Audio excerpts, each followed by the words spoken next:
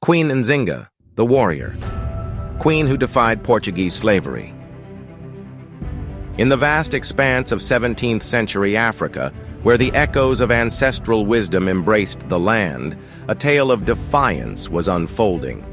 This was the era of kingdoms under siege, of foreign powers seeking dominion over a continent. The transatlantic slave trade had scarred untold lives, and European empires steadily encroached on African soil. Amidst this turmoil emerged a remarkable figure, Queen Nzinga of Ndongo and Matamba. She was more than just a monarch. She was a warrior, a strategist, and a symbol of unrelenting resistance, daring to challenge the era's most formidable empire, the Portuguese. Join us on this journey through history as we explore the extraordinary life of a queen whose courage, brilliance, and resilience still inspire us today. Nzinga's story begins in the kingdom of Ndongo, situated in what is now Angola.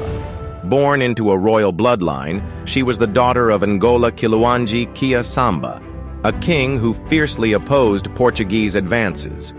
Growing up, Nzinga witnessed firsthand the political intrigue and warfare that defined her father's reign.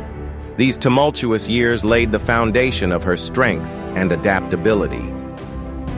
Even as a child, Nzinga displayed an unyielding determination. She stood out as a bright and disciplined learner, mastering diplomacy, war strategies, and languages, including Portuguese. This preparation was no accident. Her father saw her potential and ensured her education went beyond that of most women of her time. She also learned resilience in the darkest corners of her family's history. When her brother ascended to the throne after her father's death, he sought to consolidate power by forcing Nzinga into exile. This betrayal would not break her spirit. Instead, it tempered her resolve to leave a mark on history. In 1622, Nzinga would reclaim her position amidst her kingdom's growing instability.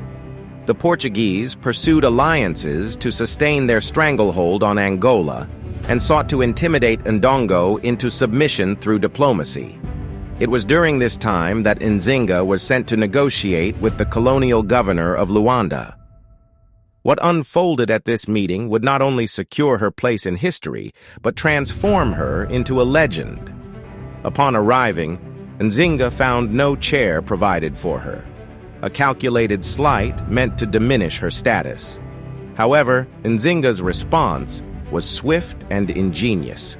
She commanded one of her attendants to kneel, forming a human seat. Perched atop this living throne, Nzinga carried on the negotiations with grace and absolute composure. This was no moment of mere theatrics. It was a profound statement of authority. Nzinga symbolically refused to bow to anyone, rejecting the subjugation her people were enduring. The meeting symbolized the beginning of her strategic resistance, blending diplomacy, bold symbolism, and sheer determination. Though Nzinga managed to secure a nominal treaty with the Portuguese after her first diplomatic success, betrayal was quick to follow. The Portuguese turned their backs on the treaty, seeking total domination over Ndongo. Left with no other path, Nzinga transitioned from a skilled diplomat to an unyielding warlord. When her position in Ndongo became untenable, she seized the throne of neighboring Matamba. Here, she rebuilt her base of power and began her rebellion in earnest. Nzinga forged alliances with rival tribes and even with runaway slaves, uniting them under a single goal: liberation from colonial oppression. She revolutionized her approach to warfare, employing guerrilla tactics to counter the Portuguese forces' superior weaponry. Her fighters, driven by the promise of freedom, struck with relentless precision, disrupting supply chains, ambushing troops, and vanishing into the wilderness before retaliation could occur. Nzinga's military campaigns were as brilliant as they were brutal. For over 4 decades, she held the Portuguese at bay, proving time and again that her people's indomitable will would not yield to foreign domination. Nzinga's rise to power shattered the deeply embedded gender expectations of her time. Women in her society were not traditionally expected to rule, let alone lead armies into battle. But Nzinga did not simply inherit her position. She seized it through courage and capability. To cement her status as a ruler, Nzinga took many daring steps, even styling herself as king rather than queen, ensuring her authority was respected on equal footing with male peers. Her leadership inspired men and women alike to follow her, drawn by her vision of an unbroken kingdom. Nzinga's defiance was not just against colonial forces, but also against the limitations her own society sought to impose on her. She proved that strength and wisdom were not defined by gender, carving a path for future generations of women to lead with unflinching resolve. For all her brilliance, Nzinga faced no shortage of setbacks. Portuguese campaigns frequently targeted her strongholds, and alliances with neighbors often frayed due to competing interests. At one point, Nzinga was forced into exile once more, as internal disputes threatened her rule. Yet Nzinga's spirit never wavered. She regrouped, re-strategized, and struck back harder each time.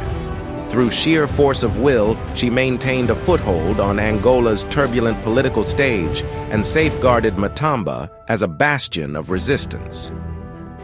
Her time in exile only served to strengthen her legend. Even when pushed out of her territories, Nzinga used her wit to form alliances with Dutch forces who were eager to undermine Portuguese influence.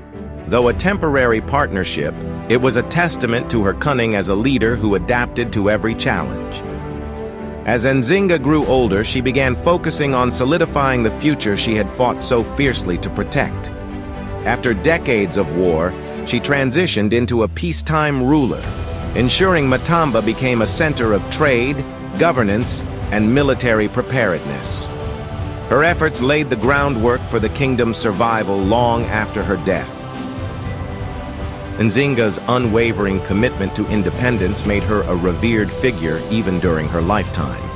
She passed away in 1663, near the age of 80, a remarkable feat given the physical and political trials she had endured. Even in death, Nzinga's story continued to inspire generations, becoming a symbol of resistance not just in Africa, but globally. Centuries later, Queen Nzinga's story remains a source of empowerment for those who refuse to bow to oppression. Though European records initially sought to portray her as a barbaric and scheming ruler, modern interpretations recognize her for what she truly was: a visionary leader and a pioneer of resistance. She stands as an inspirational figure for anti-colonial movements worldwide. From African liberation struggles of the 20th century to modern conversations about gender equity and leadership, Nzinga's life offers a powerful reminder of how resilience, strategy, and courage can defy even the most daunting forces. Queen Nzinga's legacy goes far beyond her victories in battle. She teaches us that leadership is not defined by circumstance or gender, it's defined by action. Nzinga showed that even in the face of betrayal, exile, and loss, determination could forge alliances, topple armies, and turn the tide of history. Her life is proof that no battle is fully lost when the will to fight endures. Whether you face towering obstacles or personal struggles, Nzinga's story reminds us all to step forward with courage, adaptability, and an unyielding belief in the future we want to create. As you reflect on Nzinga's legacy, remember this: resistance against injustice begins within. If a single woman could defy the world's most powerful empire, imagine the power we all hold to reshape our own narratives.